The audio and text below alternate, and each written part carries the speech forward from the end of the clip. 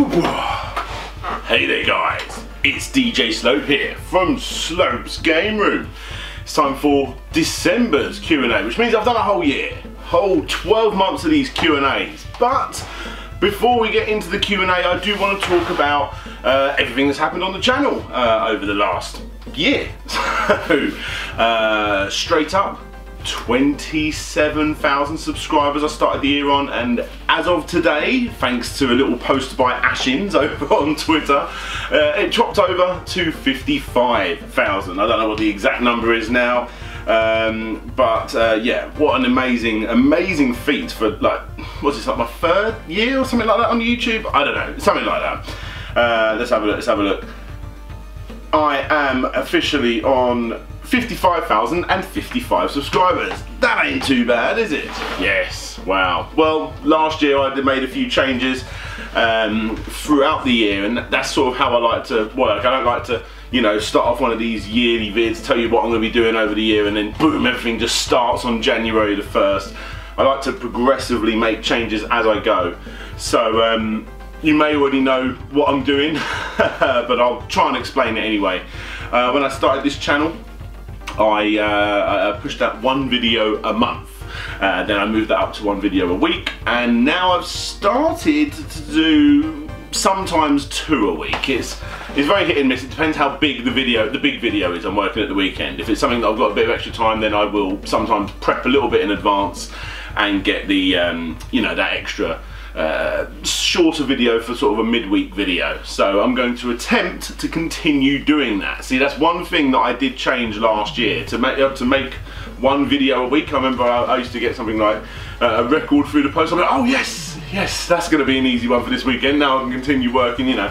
But I've just made my work so much harder for myself, where now when I get records through or anything like that, they now go for midweek videos, and the big ones are always at the weekend.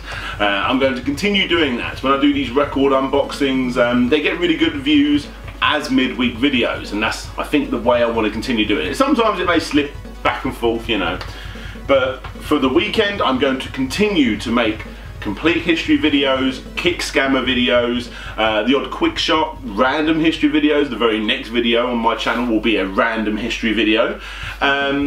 It's a quite a well-known one already. It's not like, oh my god, I've not heard this before, but it's the whole story of this well-known tale. So about a PC game, a very popular PC game. So yes,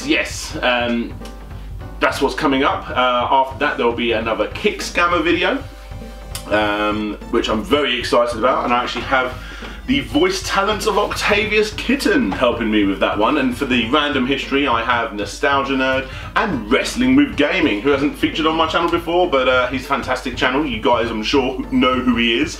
But, you know, go and search these people if you don't know who they are. They are going to be featuring on my next 2 big videos. Now, another thing that I have changed is I've started streaming a little bit. Now, obviously with me streaming, it's not taken away from my weekend content, unless, like I say, I'm doing a huge video and I just don't have the time to get it out. I never want to rush anything. So yeah, the streams are going to continue. Probably not every week. In fact, I don't think there's going to be one this week. I'm going to eat my own words. You'll probably see one, but eat my own hat. Words? Whatever. Yeah, so streams are going to continue. At the very least, they're going to be once a month, but I would like to think on an average they're going to be about once a fortnight. But you know, we'll see how it goes. I'm getting into the old retro collecting a little bit more now, and I'm getting a lot more through. Funstock have sent me a Retro Freak. This awesome little, you know, one of those 12-in-1 consoles, and I'm buying so much stuff for it to try out and trial. Some things work, some things don't. There will be a really big review on that system eventually when I get enough games to try out on it. So I'm really excited about playing those, and I'll probably stream for you guys. Any other big changes? I'm going to continue working with Larry. In fact, I believe it's his next Fact Hunt, possibly, that I'm going to be editing. So I love editing his work. It's an absolute privilege, and I enjoy doing it. It gives me a little bit of, it's a bit of a breather from my own stuff, you know, listening to my own mundane voice over and over. So it's quite nice to do that, and I believe the next video is one that I am editing. I've got the script, I've just got to edit it now. Oh yes, got a new record player. I've still got the old one, I need to get that one sent back. But yes, record reviews will now be done on this, the Project, I don't know what it's called, the vertical player, whatever it is. Although this shelf is going, it's going to be pushed, it's actually going to be against the wall. Like this thing you can actually screw into a wall, which, you know, be a nice space saver, and my wife might actually be able to reach it then. But I'll tell you what, the music on this, it sounds amazing, so good. And yeah, so that's another little change. Other than that, I don't think there's too much. Like I said, I don't want to just bombard with crazy new ideas. I'm going to do this, I'm going to do this, I'm going to do this. I like to progressively add these ideas as I go out through the year. Otherwise, it almost seems like a brand new channel when it comes down to, you know, the 1st of January. However, actually, there is one thing that it's been on my mind for a little while. Shall I do it? Shall I not? And I had someone recently on Twitter suggest that I do it, and I went, you know what, I've been thinking about this, maybe I will. But I'm a little bit nervous. Obviously, a lot of you guys know me through Guru Larry, which is fantastic, thank you very much. And I try and do the same thing. I do my yearly 10 YouTubers under 5,000 subscribers, and I will literally do that until my channel is dead. So, yeah, I'm going to continue that. But I really like doing those videos, and I've definitely got more than 10 to show you every year. So I thought, oh, shall I do 2 a year? And I'm like, nah, it takes away the excitement of that big episode every year. So I'm thinking I might do a someone takes over my channel as one video. It'll be a midweek video, so it's not going to take away from my usual content at all. It's on this channel. Someone was a bit confused about that. So yeah, another channel that I enjoy, someone that does the similar sort of content to me, is going to upload a video of theirs onto my channel. I'm thinking about once, to start off, we're just going to put one up. But if it's well received, then I will continue doing this possibly once a fortnight, and at the very most it's going to be once a month. But probably throughout this whole year, it's going to you'll probably only see 2 or 3 of these, because I'm not just going to grab anyone I can and throw it up on my channel. These are channels that I really like, people that, you know, inspire me to make videos, because it isn't just, you know, the big YouTubers. People always say, oh, it's, you know, it's Game Sack, and it's you know, all these huge channels. But, you know, I do still get inspired by these smaller channels, and I would like to be able to help them grow. And I'm thinking if I did this possibly once every few months or so, it would be great for everybody involved. And like I say, it's not going to take away from my own content, because I'm still going to be putting out a video probably that weekend, a big one, kick scammer, whatever it may be. So yeah, that's probably going to be happening. I did put up a community post about this today, asking, do you guys like it? Do you guys know? And the poll was something like 90% of people said yes, 10% of people said no, and I think that's pretty much a landslide for yes. So I think we're going to experiment it. I'm going to choose a very good channel, you know, an exceptionally good channel to start with. They will all be exceptionally good, but the first one's going to be fantastically good. Yes, but please guys, I'm not trying to be an arsehole here, please don't just come and bombard me, feature my channel, like, I will come to you, please don't come to me, please don't come to me. I will, like I say, come to the channels that I think are worthy. It doesn't mean your channel won't be, but you know, whatever. Right, should we get into some Q&A stuff? I think that's enough. You know what's happened over my channel for the last year. It's been fantastic. Thank you all so much. Obviously, thank you, Guru Larry. Thank you, Ashins. I was in a fucking book. I wrote a chapter for Ashins' book. How incredible is that? Fucking hell, that's amazing. That is amazing. I'm hopefully going to be, I say hopefully, I'm going to be writing some segments for Larry in his Fact Hunt book when it gets funded, and it will get funded 100%. Go and check it out if you have not. So yeah, I'm going to be working on that. I'm part of a 4-person panel with me, Larry, Kim Justice, and Nostalgia Nerd over at Play Blackpool, which I'm crazy excited about. Probably the last Q&A until I do it. Hopefully I'll do the January Q&A by then, but I'm on a fucking panel, man. That's insane. That's insane. So yeah, if you want to come and meet all the three of us, and I know Mr. Biffo's going to be there as well, the Oliver twins. Like, there's so many quality people going. Like, make sure you grab a ticket. If I remember, I'll put a link down there for that as well. If I haven't remembered, someone please link that. Yeah, I'm so excited about that. I see 2018 to be a very big year, but I see it as a nice progressive year and a nice steady pace forward. You know, the way 2017 has been. Yes, very excited. So thank you everybody that has worked with me this year. Oh my God, I'm going to forget people like Game Dave. Actually, there's no way I'm going to get everybody. Jimmy Happer was a massive help this year as well, because I did those Wii U videos in the middle of the year, and I think I had like 30 other YouTubers, like John Riggs. There was, oh my God, there were so many people. There's just so many people. I'm really worried to reel off too many names, because I'm going to definitely forget some, because there was just so many. And yeah, so everybody that's helped me out through this year, collaborated with me, I really do appreciate it.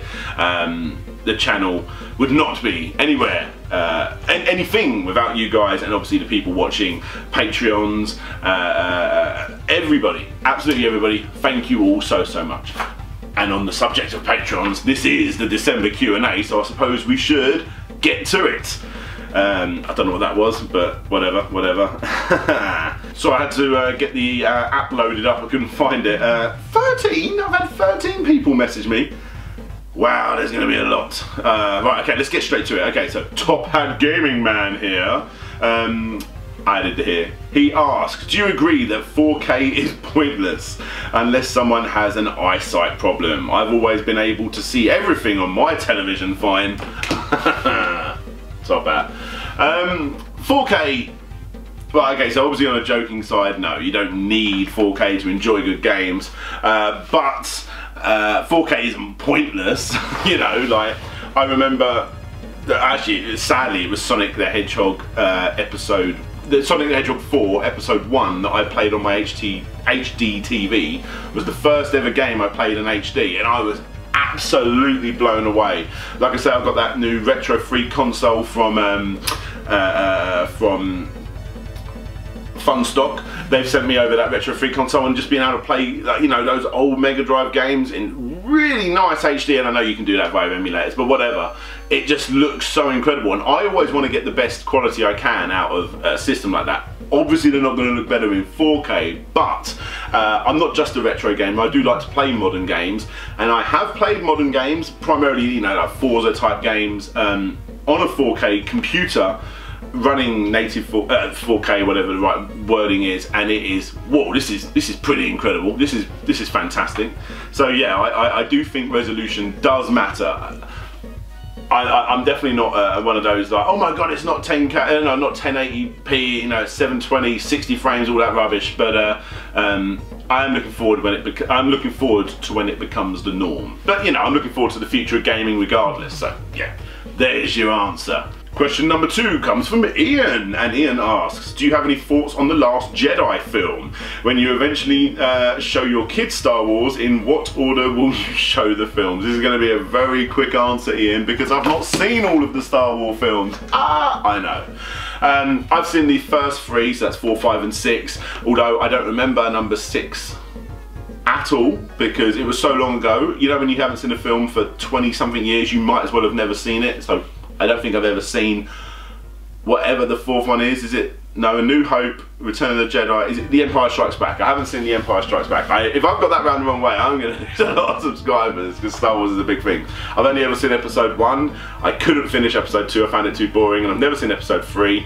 I saw episode 7, the whatever that one that came out was 2 years ago. I haven't seen 8, and I haven't seen The Last Jedi. I know, I need to get into Star Wars, because I am a huge Disney fan. Like, I am an obsessive Disney fan. If I took my camera and showed you around my house, there is stuff like that everywhere you look. If you move to the right on the top of my stairs, there's going to be about 18 pictures from Disneyland Paris stuff going on. This candle is that my wife bought me for Christmas is the scent of the Disneyland Paris bakery. Like, we are Disney obsessed. So the fact that Disney now owns Star Wars, I need to get into it. I really want to, but every time I watch them, I feel they're a little bit pantomime-esque. You know, like the guy with the crappy, like, plastic mask that looks like it could be crumbled up like a bloody Easter egg holder with the dun dun dun dun dun dun. It just seems a little bit, I need to get that mindset away, because I know they're good films and I do enjoy them. I just don't get the hype that other people get for Star Wars. No, it's like when people get excited for a new Zelda game, and I'm sitting there like feeling left out. I want to be part of that hype, and I want to be part of Star Wars hype, but sadly I am not. That needs to change though. That needs to change. Thankfully I love Marvel, and Disney own Marvel, and obviously Pixar and what have you. So there you go. Question number 3 from Patrick Alexander. He asks, any videos you made that you think you should have done much better than it has in terms of views? I've answered this one a few times, but on the flip side, any videos you've made that you are surprised to see so popular? Okay, so ones that I think should have done better are, and it's hard to say because the two I'm going to say also showed up on Guru Larry's channel. So whenever a video goes up on Larry's channel as well as mine, it sort of destroys my views a little bit. Not completely, I mean I'd lose under half, but you know, whatever. Johnny Turbo, the worst mascot ever, that one is still probably one of my favourite videos I made.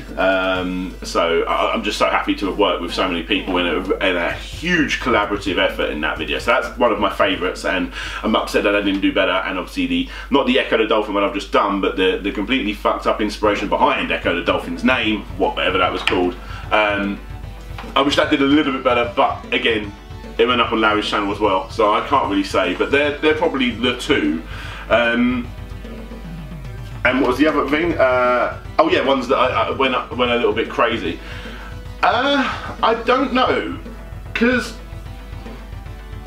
actually I'll tell you one that, a good answer. I was expecting Radiant Silvergun to have done better. That was actually probably one of the worst in regards to my growth, but that's probably one of the worst complete histories I've done, and that's a big franchise. So Radiant Silvergun and Nick Karuga is in like a popular franchise, but weirdly enough, Wild Gunman done better. You know, like.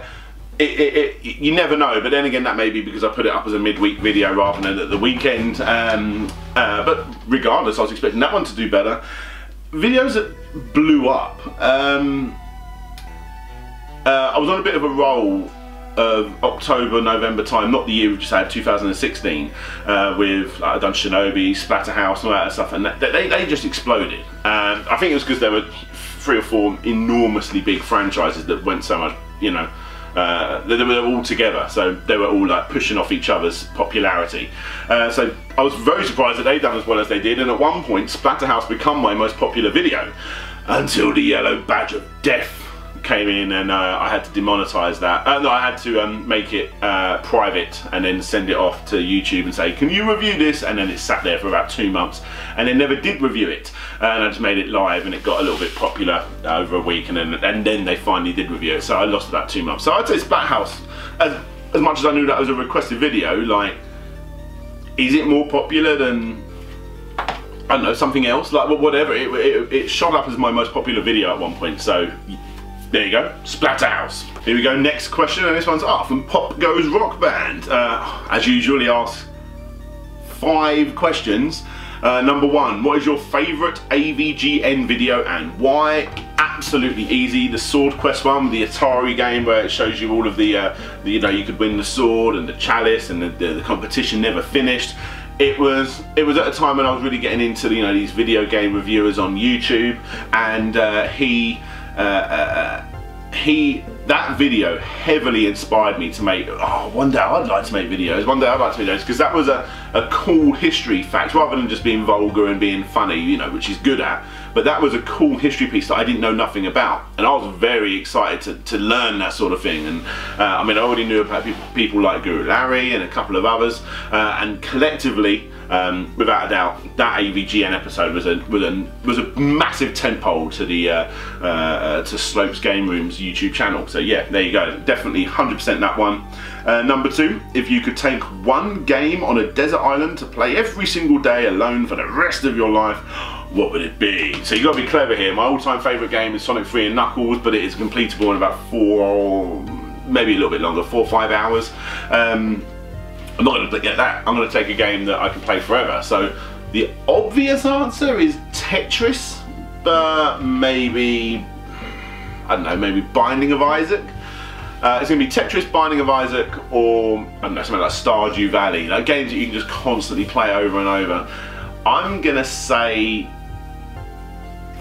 yeah, let's say Tetris. I think that's just like, it's the obvious answer, but it's such a good answer, isn't it? That you can't get bored of Tetris. So Tetris, there you go. Number 3, if you could go back to Sonic Racing Transformed and remove Danica Patrick, what Sega would you pick? I imagine to put in her place.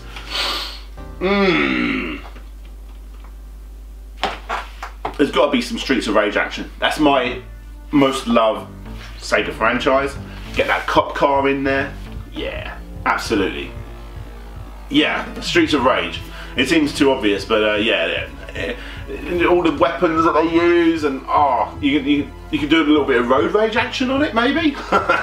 Streets of Rage. It's my obvious answer for anything. Like, what Sega franchise should you? The answer is probably going to be Streets of Rage. Next question: if you were given a choice of getting $10 million, but you can't play a game forever with the letter S in it, would you agree? What?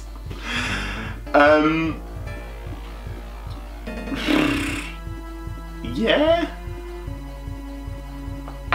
What the fuck? That's a random question. Would I take $10 million and never play video games with the word S in it? I'm trying to think of like my all-time favourite games. Pikmin, so I could have the Pikmin games. I can't obviously play any Sonic games. My camera's going to die in a second. I'd still probably take the money.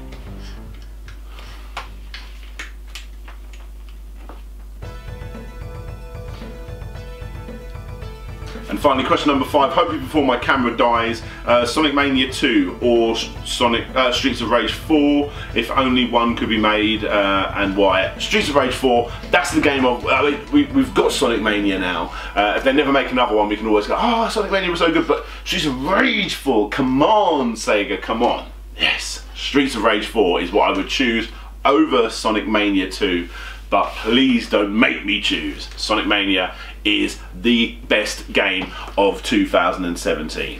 Okay, so the next question is from Tim McDaddy Labonte.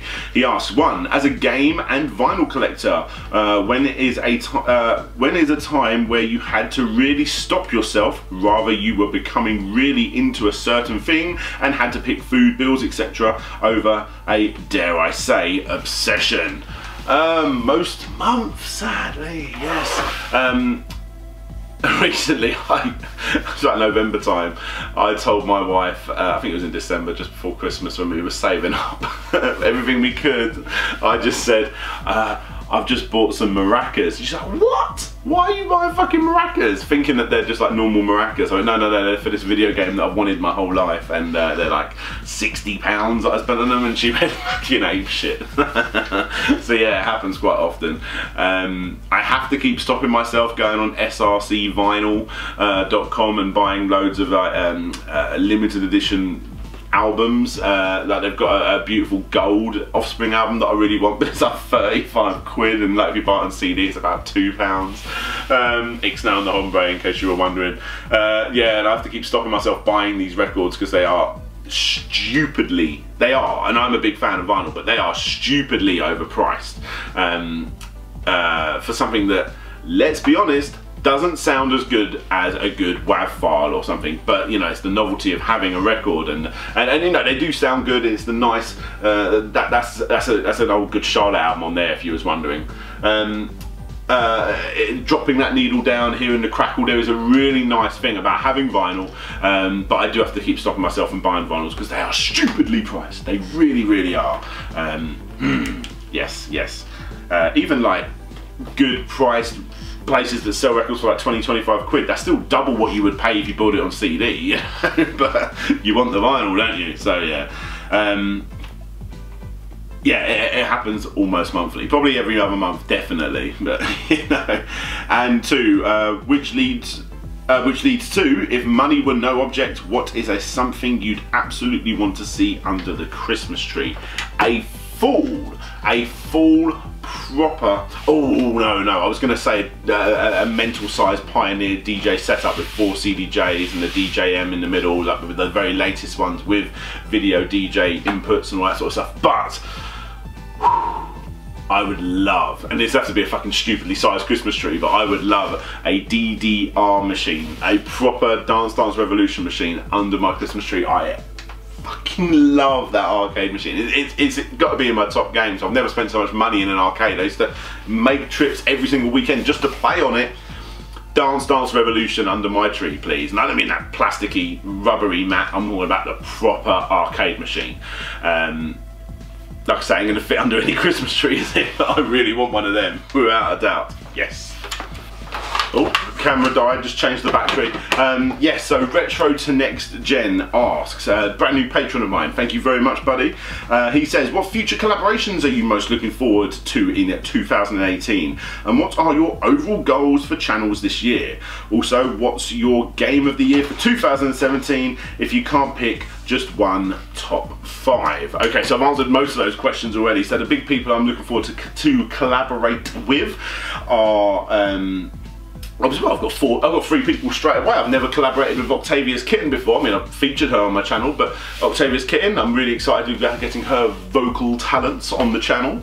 And Wrestling with Gaming. That channel was blown up, and it's a fantastic channel, like absolutely right up my street. So without a doubt, Wrestling with Gaming, Nostalgia Nerd, he's already featured on my channel, but he's coming up as well. Guaranteed people like Kim Justice and Larry Bundy will be on there. And I will continue pestering those YouTubers that haven't featured in my channels yet. The big ones that I would love to one day. We're talking Lazy Game Reviews. I would really like to get on my channel one time this year.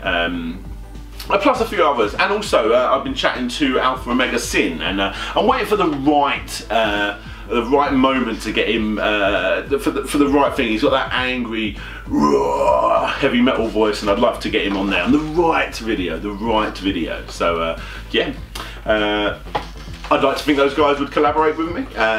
So yeah, definitely all of those. And another channel I would absolutely love, and I've only just said hello a couple of times like in private, but I would love for the Gaming Historian just to feature on my channel somehow. Normally just like a voice cameo, that's normally how my collaborations go, but I would love for Norm to be part of the channel as well. Another huge inspiration, absolutely. Right, okay, so let's carry on. Who is next?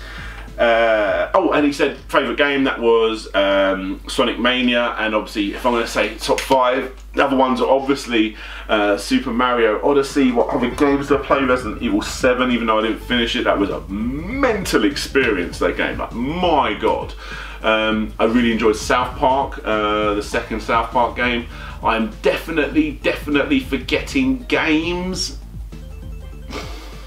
It's weird because you don't play that many games when you're a YouTuber. You're normally talking about them, but you don't play them. Hence why I stream. I like to play those games I missed. I can't remember. No, I think I can't remember. I spent a weird amount of time as well with Puyo Puyo Tetris. So it's probably not in my top 5, but I really enjoyed that. Yeah, without a doubt. Oh my god, Zelda. Yeah, but that was lower down. That was a game that I realised, you know, I think at the time I was thinking, this is a good game. It's not a great game, not an excellent game. You know, it's a good game. It's not an excellent game. There's a lot of things I didn't understand what other people liked about it, but then after I played it, I was like, I do want to go back and play it again. So it's obviously left a lasting impression on me. So yeah, I mean, they're very obvious ones. Everyone says those games, but yeah, they're up there. And obviously, ideas for 2018, I have explained those ones already. So So who's next? Who's next? Okay, this next one is from DJ Creamy, and DJ Creamy asks, just one question this month, Mr. Slope. What are some of your favourite collector's editions of games that you own? If you, it can be for either some creative packaging or the contents of the contents themselves. So, I don't own loads. Obviously I've got Sonic Mania, that's probably the biggest one I own. That's going to be up there. I mean, I don't own a hell of a lot. I do own, however, the Sonic Adventure 2 collector set for the Dreamcast. The Japanese one, coin in there. It's got a little CD and a little booklet and all that sort of stuff. I've actually got that sealed. I mean, like you open the case, you can open up the booklet and all that sort of stuff. So that's 2 Sonic ones straight away. I've got Nights into Dreams for the Saturn, the American version, with the controller. It's not really a limited edition as such, but I actually have that sealed as well. I mean, I've taken the controller out, but the game itself is sealed. But I just thought of one then, but I can't remember it. I've got a really nice Left 4 Dead Overkill package one with the game and this really funky gun for the Wii. That's really nice. That's really nice. I just thought of one, but I can't remember it. How frustrating! Oh yes, another Sonic one. Obviously, I think it was like the second unboxing I ever did. I have a collector's edition, weirdly without the game, but I have the press kit for Sonic Generations. That's definitely my most favourite because it's got this cool little styloscope thing, you know what I'm on about, where you put the binocular things on and the little image twists around on the inside and you look through and you go, oh yeah, it looks sort of like a 3D image. Yeah, I've got one of those and it shows you different things of Sonic. I think they're like the covers, primarily American covers of Sonic games. So that's really, really cool. Comes with a nice booklet and a DVD which I opened up, and it's basically just like videos and stuff of Sonic Generations. So it's like a full-on press kit, and it came with a Mega Drive style case which had an empty bit where you put a CD, so I'm assuming that's where you put the CD, and a t-shirt. Yeah, I've got a Sonic Generations limited edition t-shirt with that, so that was really, really cool. And when that came out, that was worth hundreds. I think it's worth that much now, but that's definitely up there. I'll say Sonic Generations, DJ Creamy. Okay, so next up, I'm now running out of room on my SD card, bloody hell. Okay, so this one's from Zane Powers, and Zane Powers asks 4 questions. Zane Powers asks, is there a game you played where the gameplay sucks, but another factor of the game redeemed it? Okay, how about Smashing Drive? It's originally an arcade game, I believe, but I played it on the original Xbox, the Xbox OG. I think they were trying to pull off the popularity of Crazy Taxi, but this is far crazier than Crazy Taxi, would you believe? And it's not about taking passengers to their destinations or anything like that. You're in a taxi, but you can put massive blades on the front of your car and smash through people. It's like a race, get to each checkpoint, I suppose, like 18-wheeler truck or something. It's actually a bit of a crap game, but I was obsessed with it because I just wanted to see what was happening next. So yeah, we'll say that one. Smashing Drive. I weirdly really like that game still. Number 2, who is your favourite and least favourite movie riffer? Jeremy Johns, perhaps. I'm only going to say the really obvious ones, but Jeremy Johns. Yeah, I really like him. I think he's a great channel. I can't watch all of his videos because I never want to look at that spoiler stuff, but he's a great channel. I look at that Movie Math with that lady that I can't remember her name. If I say Movie Math, you probably know who I'm on about, the lady with the blonde hair. And no, I'll just say those 2. I don't know many others. Some other retro video game YouTubers talk about movies instead. So, but yeah, we'll go for those 2. We'll go for those 2. Beyond the Trailer. That was her name. Beyond the Trailer. I'm sorry if you're watching, which you're not. Number 3.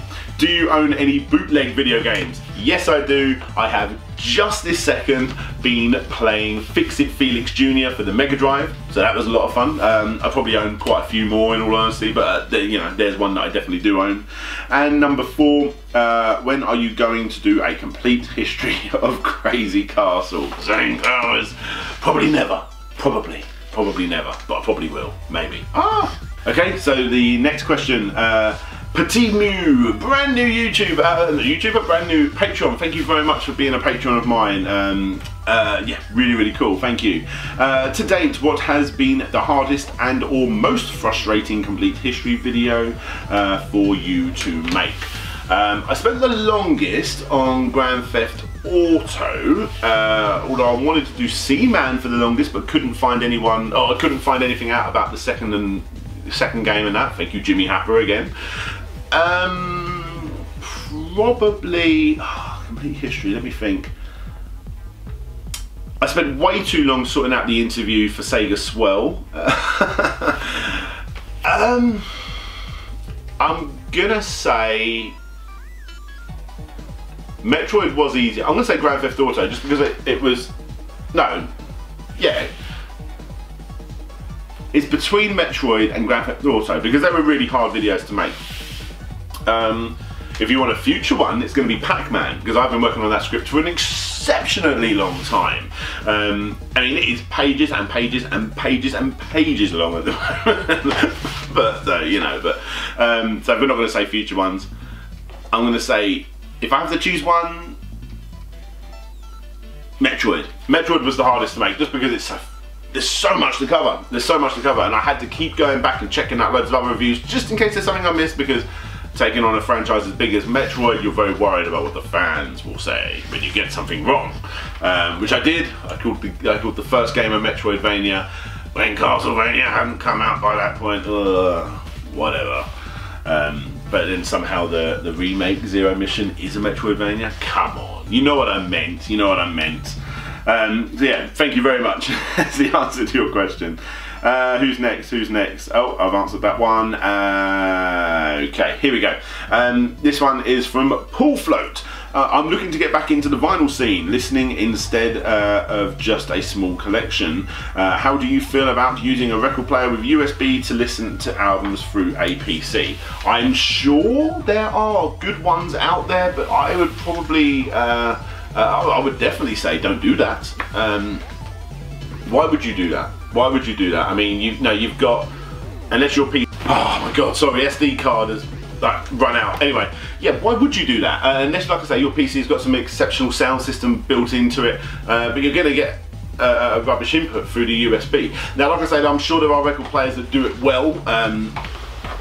I don't know if there are, if I'm honest, but I mean, that there, I'm having to put that through a preamp before I put it into an amplifier, so I'm sure there must be a way of going from that into a PC by just buying some extra hardware, but then I suppose that's where it starts getting really expensive. I mean, saying that, I mean, that record player right there was 170 quid and it's a bloody, I'm loving it, I'm absolutely loving it, which isn't that expensive for a record player, as record player buyers will tell you. So yeah, I'd probably advise against it, because if you really get into it, you're just going to have to buy another vinyl. You're just going to want to buy another player.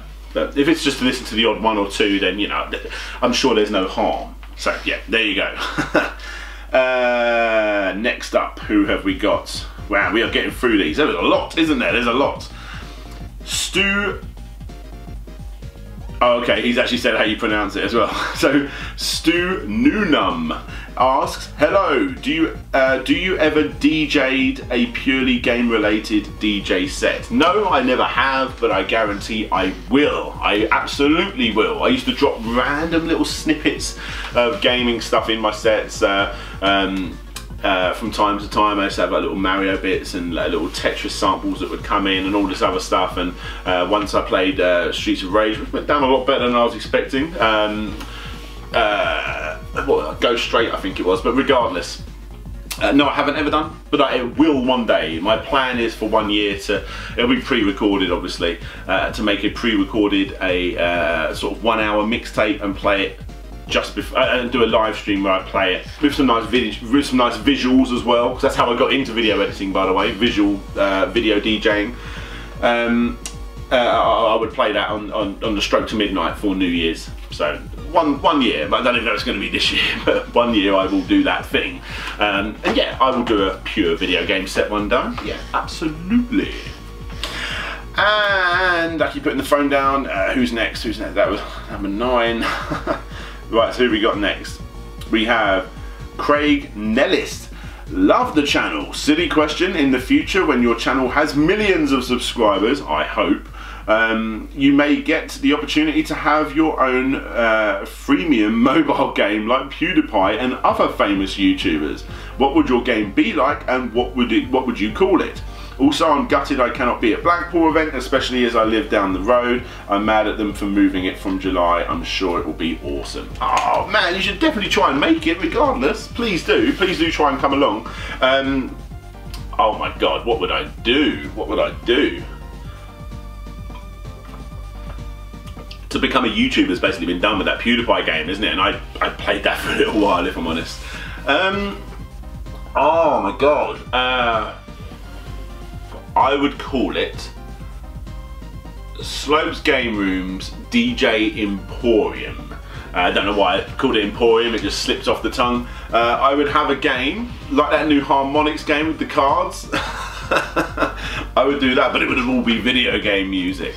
So you would be mixing in beats from Streets of Rage with a little bit of Hideki Naganuma from Jet Set Radio, with a couple of those. Absolutely the creamy, exciting, I don't mean creamy elephant, the creamy, exciting fans of Nintendo would love a little bit of the, you know, the Zelda, that, hey, listen, bass drop, you know.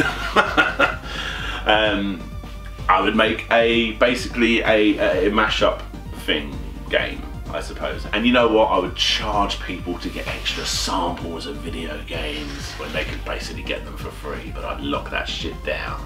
Yeah, because I'm a bastard. There you go, hope you like that. That's number 10. Right, the next question is, I think I've answered them all. Have I answered them all? Okay, no I haven't. I've got one more to answer.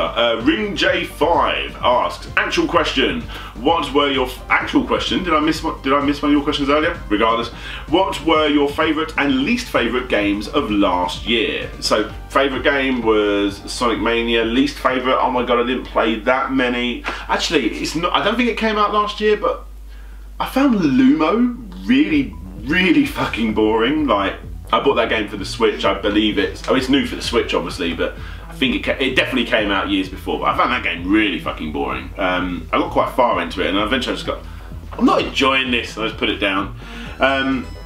Joke, oh, we had an actual question. Now, joke question, what will it take to finally get you to check out Yakuza?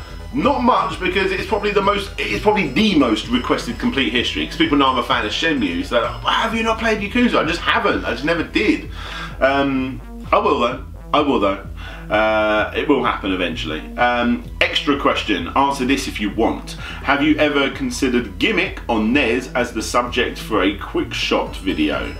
Its ambitious development history seems like exactly your kind of video topic. I'm very sorry, I'm going to that's the subject for a quick shot. Oh, as a quick shot episode. So I'm thinking a Quack Shot. Bloody hell, and I used that logo for that series, didn't I? I'm not playing with myself. There's the lead for the studio lights, keeps getting under my leg. Yeah, absolutely. I've been looking that up recently, actually. So I think that's a very good quick shot episode. And now you've spurred it into my mind, it might happen sooner rather than later. So yes. But yeah, there you go, guys. They are all the questions. I've been DJ Slope, and this is my channel. So I probably should do a better ending than that, shouldn't I? Yes, let's do one. Thank you all so much for the questions. I've never had that many, but I've never had this many Patreons. It really is helping, especially during that horrific yellow dollar sign circle shit. As an example, my Grand Theft Auto video, which took over 100 hours to make, did get hit with the yellow dollar sign bollocks, and for 3 months I didn't earn money on that bastard. But this morning, or yesterday morning, whatever it was, YouTube like, oh yeah, no, it's fine actually. It's like, what the fuck? What are you doing? But yeah, it happens. This video right here, my patrons will be seeing this early, and no one else will, because it's fucking being hit by yellow ads. I have to hold shit back now, and that's why. Bloody SD cards. Yes, as I was saying, yeah, the yellow death thing is an absolute killer. So Patreon really does help, and I don't just mean for me. If you do find a YouTuber out there, one of your favourite YouTubers out there that has a Patreon, I do highly suggest, even if it's like $1 or whatever their minimum is, I do highly suggest you go and support them. But come and check mine out at least. It's definitely worth looking at. Yeah, but honestly, guys, December was a crazy month for Patreon, and even with the crazy stuff that went on with them doing their stupid feed spin around thing that, you know, buggered over the people that would Patreon you, then buggered over the creators. So it was really bizarre. Even with that, I had a fantastic month, and I've got a lot of new patrons, and I really do appreciate all of your support. If you would like to support a Slopes Game Room, then go and check the link in the top of the description and the top comment. It is definitely worth checking out, because I like to add a little bit more than just you guys giving me some money. Firstly, you do see my videos before they go live pretty much all the time now. I have to do that as well because YouTube and their yellow dollar sign. I have to leave videos up a day or two early, so you do see my videos early. On top of that, there's the incredible Discord chat where you guys get to have competitions just by talking in there. You get to choose Let's Plays for me to play, Patreon exclusive Let's Plays. You get to choose me to do, you choose to get me, I'm getting these words mixed up. You choose for me, hang on, what am I saying? You choose what videos I will commentate on for you. Wow, that took a long time. It is close to midnight, guys. Yeah, I do commentaries on my videos, again, they're Patreon exclusive. There are other random Patreon exclusive videos. You get to see what I'm working on as well. Sometimes you get to see ideas that just don't make it. You get to see random changes that happen throughout, you know, production and all that sort of stuff. The way my Sega Guitar Sanshiro is back video was never going to be called that in the first place. You know, really cool little stuff like that. So if you want to be part of all this, and then there's loads of other random rewards where you can get t-shirts and slope crate boxes and things like that, then, you know, check the link out and come check me, come and see my channel. You get to, I shout out people on my videos, all that sort of stuff. Begging is over, but yeah, I think I give a lot of rewards, so yes, absolutely worth it. Guys, I'm trying to think if there's anything else I need to say. No, there's not. It's going to be a fantastic year in 2018. Thank you all so much for supporting the channel, whether you do it via Patreon or whatever. Like I say, those people out there that are sharing my content over on places like Reddit and stuff like that, and NeoGAF and things, are like, my God, I'm so thankful for you. Like, one comment, one share of one of my videos, not just on those websites, other places, definitely makes a big deal. I do see the statistics come through my phone, and one of my videos will get a little peak, and I'm like, where's that come from? You know, sometimes a really big peak. And I'm like, where's that come from? And then a couple of days later, when it finally catches up, I'm like, ah, someone's taken this video over there. And you know, it's a really cool thing. So guys, I really do appreciate it. If you can't support the channel financially via Patreon, doing something like that is an enormous help. So yeah. Anyway, guys, 2018 is going to be very exciting. Thank you all so much. But for now, this is DJ Slope signing out, and hopefully I'll see you all next time. I don't know what all this is doing. Like, what am I doing? I don't know what I'm doing, I don't know. Bye!